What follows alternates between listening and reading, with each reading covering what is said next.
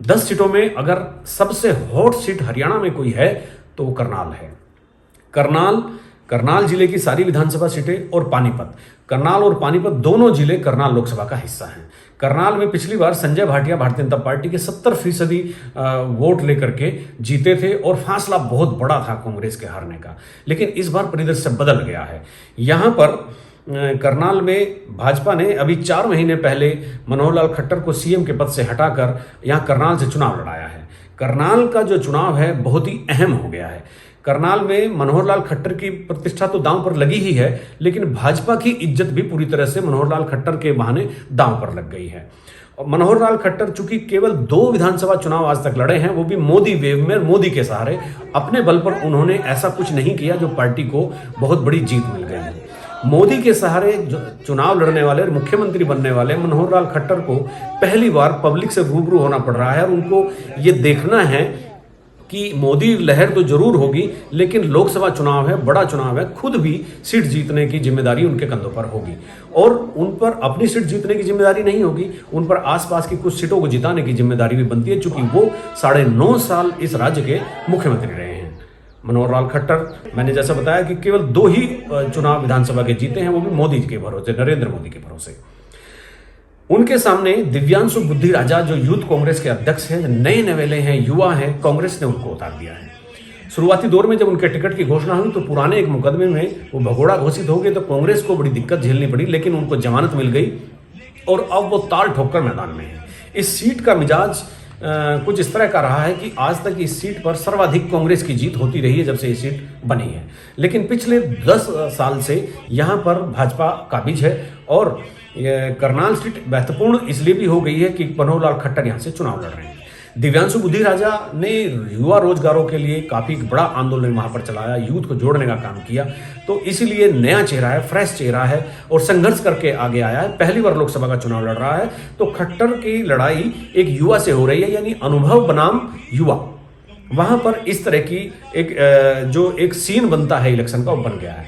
इस सीट की जो कास्ट की, धर्म की टोपोग्राफी है, वहां यहाँ पर पंजाबी मतदाता बड़ी संख्या में है, उसके बाद सबसे बड़ी संख्या में जाट हैं और उसके बाद सबसे बड़ी संख्या में ब्राह्मण हैं, यानी ब्राह्मण भी यहाँ तकरीबन 1.5 लाख के आसपास बैठते हैं। इस सीट पर ही नहीं, पूरे प्रदेश में ब्राह्मण भाजपा नेताओं का विरोध कर रहे हैं, लेकिन यहाँ ब्राह्मणों ने खट्टर का खुलेआम विरोध करके कांग्रेस को समर्थन देने की बात तो नहीं कही, लेकिन विरोध खुलेआम किया है। उससे लगता है कि अगर अभी भी ब्राह्मण कांग्रेस की तरफ नहीं जा रहे हैं तो खट्टर के पास तो बिल्कुल नहीं जा रहे हैं। अब सवाल यह है कि इस सीट पर मनोहर लाल खट्टर अपनी प्रतिष्ठा बचाने में किस तरह से कामयाब होंगे, क्या उनकी कौन सी रणनीति ऐसी है जो उनको जीत के पायदान तक ले जाएगी। 9.5 साल मुख्यमंत्री रहते हुए वो अपने कामों को गिना रहे हैं, मोदी जी के नाम पर वो वोट मांग रहे हैं, नरेंद्र मोदी को तीसरी बार प्रधानमंत्री बनाना है, 400 पार सीटें लानी है, देश की अस्मिता और सुरक्षा को लेकर के भाजपा की सरकार तीसरी बार केंद्र में बनवानी है। इन्हीं सबको आधार बनाकर खट्टर वोट मांग रहे हैं, लेकिन चूंकि किसान आंदोलन की वजह से जाट उनके पास इस बार जाता हुआ नहीं दिख रहा है जिस तरह से पिछली बार यहाँ पर भाजपा को गया था। इसके अलावा ब्राह्मणों की नाराजगी मैंने अभी आपको बताई है। दूसरा एक बहुत बड़ा फैक्टर है कि करनाल में पंजाबियों की बहुतायत है और यहाँ पर 2 तरह के पंजाबी हैं, एक तो विभाजन के दौरान पाकिस्तान से आए हुए पंजाबी और एक हैदराबाद से आए हुए पंजाबी। पंजाबियों का वर्गीकरण यहाँ पाकिस्तानी पंजाबी और हैदराबादी पंजाबी के तौर पर किया जाता है, राजनीतिक तौर पर वही देखने को मिलता है। समस्या ये है कि हैदराबादी पंजाबियों को की खट्टर सरकार से और खट्टर से नाराजगी राजनीतिक विश्लेषक बता रहे हैं। हैदराबादी पंजाबी जो हैं वो काफ़ी नाराज हैं भाजपा से और उनकी प्रतिक्रियाएं भी लगातार आ रही हैं, तो कांग्रेस को ऐसा लग रहा है कि उनकी नाराजगी वोट में तब्दील होकर कांग्रेस के पक्ष में आ जाएगी। ऐसा होगा कि नहीं ये तो बाद की बात है, लेकिन फिलहाल दिव्यांशु बुद्धि राजा बहुत अच्छा चुनाव लड़ रहे हैं। पर शरद पवार की पार्टी से, शरद पवार की जो एनसीपी है उस पार्टी से वीरेंद्र सिंह मराठा लड़ रहे हैं। मराठा उनका उपनाम है, मराठों की यहाँ कोई संख्या नहीं है और वीरेंद्र सिंह मराठा एक बहुत ही मजबूत वहाँ क्षेत्रीय नेता हैं और वो रोड जाति से आते हैं, यानी राजपूतों की उपजाति होती है रोड जाति की संख्या भी यहाँ पर काफ़ी अधिक है। तो वीरेंद्र सिंह मराठा को जो भाजपा के खिलाफ या भाजपा से नाराज जो जातियां हैं, चाहे जाट हो, चाहे ब्राह्मण हो और रोड जाति, तो अपनी इन सब को मिलाकर के एक जीत की उम्मीद उनको भी दिख रही है। उधर खट्टर, जैसे मैंने भी बताया कि अपने 9.5 साल के काम 9.5 साल की सरकार के काम, मोदी जी का नाम और पंजाबी बहुतायत वाले इस लोकसभा में पंजाबियों के सहारे वो जीत का सपना देख रहे हैं। लेकिन जो दिव्यांशु बुद्धिराजा हैं कांग्रेस के, उनके लिए ये सीट एकदम बिल्कुल अलग तरह की है, नया चेहरा है। तो वो जाट, किसान, ब्राह्मण और हैदराबादी पंजाबी के साथ ही वो पाकिस्तानी पंजाबियों का जो एक बड़ा वर्ग है उसमें भी सेंधमारी करके लोकसभा पहुंचने की एक जो उनके मन में एक ख्याल है उसको पूरा करने के लिए आतुर दिख रहे हैं। फिलहाल करनाल सीट पूरी तरह से हॉट हो गई है और किस तरह से यहां पर ऊंट करवट लेगा ये देखने वाली बात होगी। के लोग हाथ धो के मेरे पीछे पड़े हुए हैं, उसका जो कारण है वो ये है, ये दो हाथ आज खट्टर साहब के साथ होने का मौका तो आज मिला है, लेकिन ये सिलसिला तो मैंने 2017 में शुरू किया था, जब मनोहर लाल खट्टर जी से बेरोजगारी के ऊपर सवाल पूछे थे।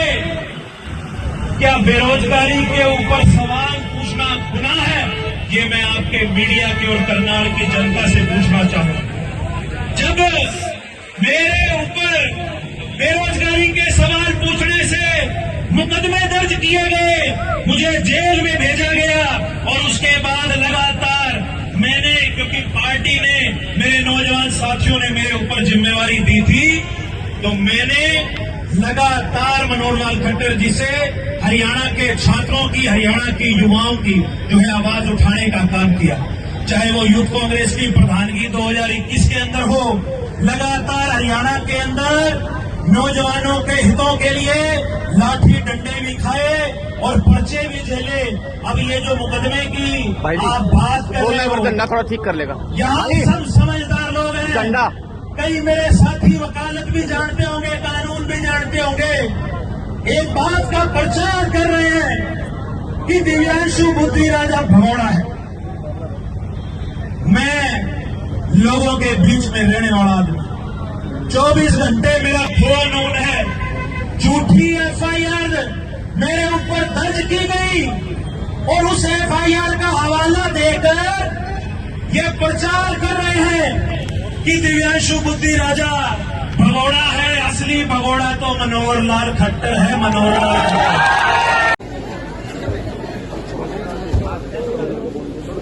भारत माता की सामने माननीय पुजारी जी से निवेदन कि एक बार आकर भाई जी को आशीर्वाद दें। आजो पुजारी जी।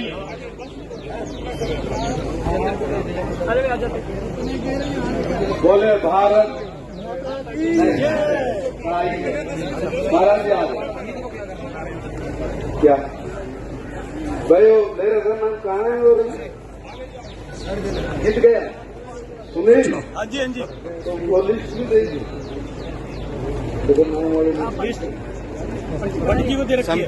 तरुण पसरीजा जी, अतर सिंह मित्तल जी, राजू नागपाल जी, नीतू